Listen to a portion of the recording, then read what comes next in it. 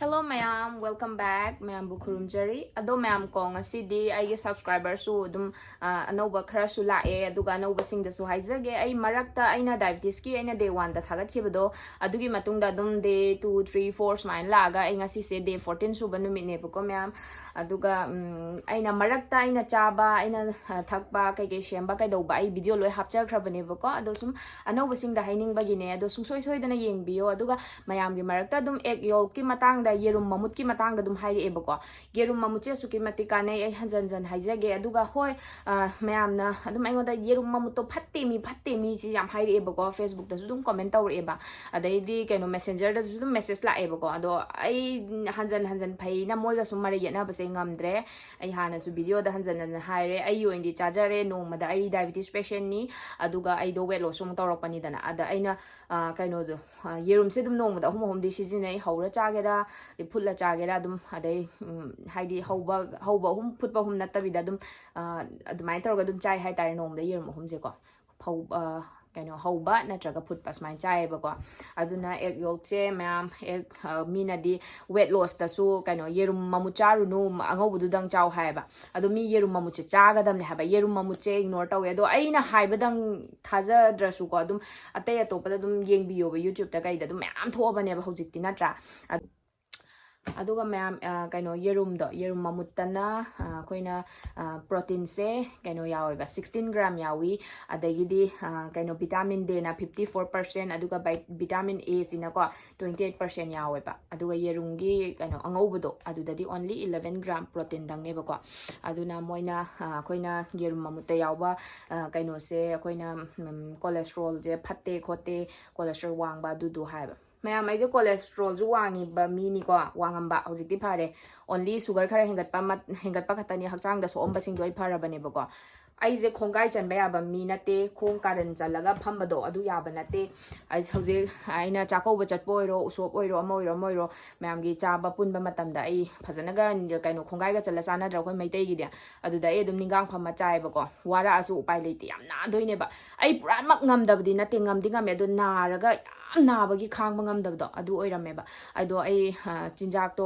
kakpaga aduga exercise to tapna tawraga dum phang da lei na hip na tawba exercise nga tane ba ko adu do sigi laina se sciatica hai ba ko ado kaino paralysis kumba lakpa chatpa ngam dam se tawraka doine ba do ai father do ai baba su maina diabetes patient ne aduga lai khidre ba ko masu makhong chatpa yara khide hai tare aduna ai di hai na ku ba di chahi bo yamaga adumai tawkhibane do ai di am angang oina khong chatpa yadaba khotabe problem lakpado thawayam nungai traga wakhal yam soksal leba ko haidi ai ju chatpa ngamakta dana khalleba duga ai khutche sisu kan yam kano tawna thangat pa sungam deba ko duguma problem yam lei ma'am aduna aina khwai sauning ba ma hayo hai targa di mina diabetes se ka shunati humang khara ta hallo aduga hekta phabani exercise tawro humang ta hallo adai kaino spana ludo charo no dum sauda skesum tawdamni haibase si muk sauning baje ani su deba kaino da anaba koina thengnari ba problem se maru oina mu nupi singje ko nupi da kaino angang damam leiri adai mauna ha adagi lesabi ma'am adai di angang macha aingonda gi hena angang oiba chahi yam nanare ba hojikti pitrupi ngai da ba na ba khangnare da na hojikan dia aduna diabetes se berani akoina nungai tab sam nungai te adum samna adum pallaga dum haige ga shukai de natra haidi akoina kitang chathokpada kaino ai su tawe ba haidi chathom dai je ising ga je ai ising tharoi ai kaino asai chapaga wan tawni haidi koi bachat po oiro imanabi manaba go oiro moiro natra koina koi bachat pa ko pa oiro kitang chat paga dum asai da is ai wan tawni ne pharak yam ta ba thabak ne basi adagi akoina ga isha da hakacha ba khot pa ko mafam cha dana sumba yam thu eba nupi da di mu nupa da di mu kya thom da ba ai nupi da di adum thu e hai tare ai isha da thokcha ba problem ne ba ko aduna sumba yam macha nungai ta ba mayam se si bera ne ba si di diabetes si di pura kaino ne ba slow poison gi type ta ko silent killer ne ba ma se tam na isa je dum chasalak bane ba aduna ai saru sarang amta yade isa yam tharek nai ai je masa ye thain di su dum yam tharek na ba mi isa je dum anga ngai de su yam phabo oirakte ba ise adumai tawra dum lai hai tare haidi nungai bam sokang khang dabdo isa je kai no in tawdu se gyan taslak tabdo aduduna diabetes se nauringai matam da doctor se adum comment su haibire go myamna amaga sumana de ne doctor se ama yengona ma haibado adu lai ado keno tawba hai tare ma'am doctor do dum paksin sillaga su dum kashu yenguno ba haidi kadawni paisa da pangting ting ni ama de yengure ama na test ma'am taw harakani do adum sidi masagi neba aduna simba singse kana dre aduga somna tasinga ai pambidrasu ko aina haibawa taning daba or ke thaza daba yaw tarasu dietitian gumba ma oina yam phasana tanaraga yam phasana follow tawbiyo na haininge ba ko aduga chaba thakpa sine ba maruse adai exercise se sisu phate habana ti yam phaiba humang ta hanba se yam phaiba tawdabu aina hujik mayanga puliba sigi journey sidi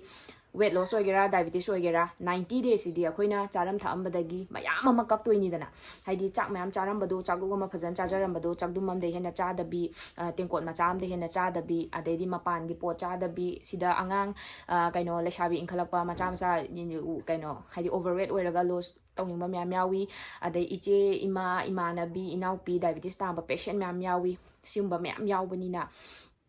haita chinjak chu bak ngam kappada ko yang wa ba haita re ko je mapan gi po cha ba je kan yam chat nei dana ko momo adu ada pam nei ha ko ai sha jam pa me ba mimi singju si yam phatta ba ko chi number 1 phatte momo yam phatte aduga sumba je khangkak kalak bani na ne chari ba chinjak to adu duga yang wai ba yang wa bani na koina kaino kitang puk than ba ya ba yenga ga de dum ai de dum yerum se dum ha pe haita mamut ko na dum chai ba kai no da ingonda mana masing du dang charaga ai puk than ba ngamakte wai ba ko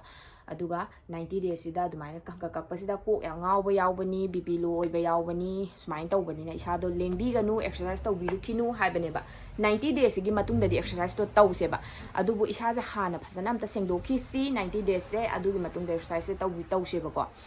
haidi kaino mi khara dum exercise taw mang taw haibda adugi wa duni ko ina sengdo reise ado hana phasana phamina gi si adugi matung da exercise su sausi adugi matung da dum exercise diet tawga dum chatmina gi drone buchi su panatra aduna mayam si matang dani aise hanjan su sum ngange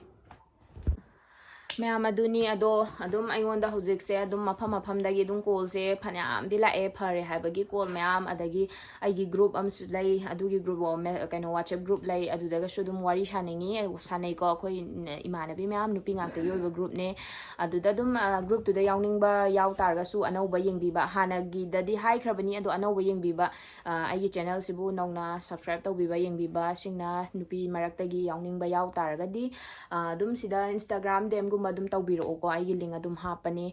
natraga na messenger da facebook da dum yawbane ba ko adumaina tawbiro adum tana si akoi pullaga dum wari shasi kamai tawge do aduga atai phare kana ga call tawrakpa adagi guli cha na mado iche masu ngarang ju ko la amme guli je cha na ne ma se adumaina aigi do aina haijabado yam wangba sugar wangba mi ne ba ko diabetes ta ada ma se guli je cha na aigi dum follow tawrakan sta ma se only 10-11 days sidane ma se sugar se normal lairame ma se mayum da glucometer da test tawbda sugar normal lairame be ma aise guli chagi dra kaina ga hangak pa hai tar yam nungai ba ko tabda ai mai feedback to bibirak podo aina adugi iche duna suma do guli doctor nak chakhidra guli makhata na chagi dra khotkidra dum hangi e ba ko adu dum ai su dum haijegi sengna dum iche chappa chatta dum iche ya pam boire aduga kaino do ai yoina de dum guli do dum khara haidi samai 1000 charam masu 500 natraga 500 charam masu tangkhai ma tawraga dum sum charaga tapna kapthagraga ko koina chinjak tu na dum makhada ba ta horaga hayeng 90 days tu gi matung da mu exercise tawraga diet tawraga dum tawbe ai dei nong phado dum phajana chathok pa ai ko sop leiba chako ba leiba dum chathoga 90 days tu gi matung do adumai leiba ai adei dum aina marak ta su sop chabagi hap khredana haidi ai enjang ata charaga chakum bale malamaga kher gumba mairen uti keka cha dabdo aduni ma'am adumai dum chabe ai thakpe ai kaishum kaide ado ma'am haigadabdi ma'am leire ado aina mathang sum ngang ai su kawe ba kon aduna no mai khar sum hairake ba adumain tawrashi ado dum ai chaba thakpa ma'am du su dum utli duni ma'am da nukti gi ayuki ai mithi tha e du tawe dum chap mana bani nai nukti gi sum utlai bu talle bu ko ado anau balak pa kan da ai dum ulai dana haidi bedtime drinks oiro ade ama oiro sum chap mana ba ai di no mai dum yum da thongba mana masing du dum charani adagi chakdum do dum chabirani nungdin talaki aina bora hora chaba ngarang gi da su hapkhre singju chabiu ma'am bora chabiu yumda semaga saraga hotel gi po chabi ganu adu tawganu ana dum hanjan hai dune duna ma'am sum boring churakni dana agi routine di chap manai ba adu duna amu muk smaina wanga ga ma'am da seng hairak pane ba ko haidi ayuk tai gi diabetes ai gi di dum ai mithi water dum di thadok tre aduga adum blog nauna yengbasing adum mithi water gi ju hangakpa yawebako mithi water se kamai thak toino jira sina kamai thak toino do dum hangeba ado ay yam seng na di hapram ne gi video atai sing da su adu do haibitang anau basing na haibitang amta changa ga yengbiyo bako adum thau matang da su adai chari ba thai ba yam seng na hairabani ado si se ina anau basing da haijabani ai bu yengbiba anau basing da aduna mayam na suksoi soi da na dum follow tawbiyo adum phagani hai tare aduga sida marak sidaga aina hairi base si je aina hairi se kaigumba taw targa di aina hai sini sungsoi soi da na phani aduga isana kaino tawdi tawraba aduga pura chapmana ne di tawdaba haidi aina hai sidi dukan gi poche sukcha hekja ranu mapan gi poche sukcha hekja ranu 90 days se cheat meal se sung taw tawbira nu hairaga kitanga di charaga olaga phatte ga habdo adui thabuk di tokpiu aduga aingon da su haidi mind tawraga kaino aidi phatte ne haiba potla kani ba samna ga mi aina ga mithi tha ga taste taw adoi ta di hantha bani kana haibani ba ado somna nungdin talak leibida tumina kaino ma chasaluraga mithi du tha taste taw kashu hantha roiba kashu pha roiba adun sukcha cha da ganda ai da sukcha cha da ganda puka ka ganda bu pha bwani kitang chasaluraga kada tawra kitang chasaluraga paste tawbudda mithi phana mithi thakera jira thakera kai thakege dum phani haiba mana masing myam leiba belendri thakera ma thakera sungpha pha ko myam aduna chap chana tawbiu phage result phange hai tardi ado admai tawraga marakta admai na kitang cheating tawra chara kholaga do aingonda admai na mu haidi nungai te dana ko hairapado kasu phatte nangi do kaina mingonda lana laukhiba mina phatana khangi bai thabak to aduni myam aina myam da haise do myam do mai makha ta bu lake ko ju jage tharo kai tharo mari ni sise nan thangjing gi mari jaru de yam hawe ba ko ai si punche ahan bane cha doi se debi kitang soijalle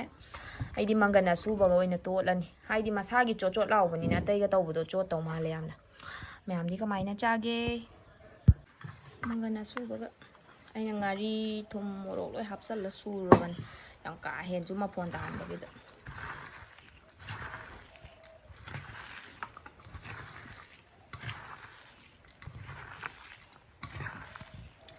haudo male ya me haba kan cha doin tawbi shuwa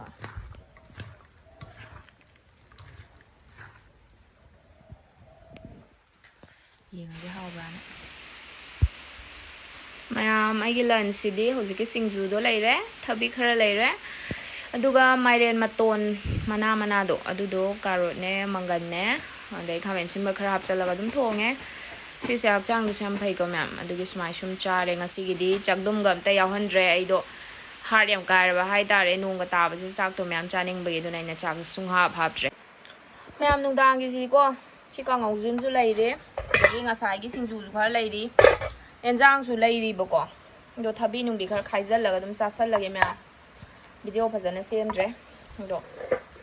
yam kan chaning dre do ga dum nungdang do lotus tea gumba ma dum tha ani natra ginger tea or su ko dum myam gi su arai ba haina ba ma sijina biro dudi myam hayeng amuk anauba afaba khara dum hapcharake myam sungsoi soidana yengbiyo adum myam like comment subscribe share kharsu tawbiramo video sibu ahan ba thengna bi boradi dudi myam good night